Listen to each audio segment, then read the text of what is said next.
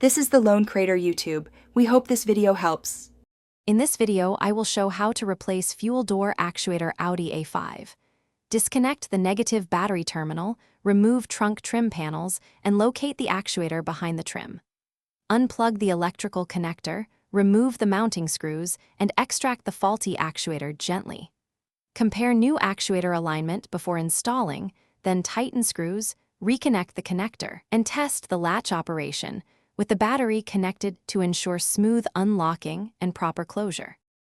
Start by easing off the trunk trim using a plastic pry tool and patience to avoid broken clips. Remove visible screws and gently release hidden fasteners, keeping track of each piece. Once the trim is loose, fold it aside to reveal the fuel door actuator and its connector.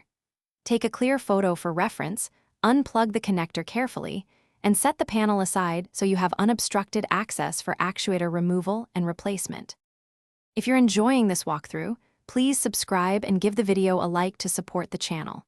Quick recommendation: I love the book The Simple Path to Wealth as a tool for managing repair expenses and thinking clearly about savings and investments. It pairs nicely with DIY repair projects because it frees up funds for parts like actuators or tools. Check the description for the link and other deals. Now let's get back to the video.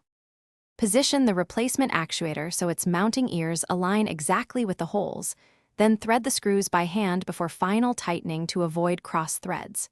Reconnect the electrical plug and tuck the harness away from moving parts. Reinstall trim carefully, then reconnect the negative battery terminal. Test the fuel door using the interior release and the remote to confirm smooth operation and consistent locking. Make minor adjustments to cable or striker if needed. Thanks for watching.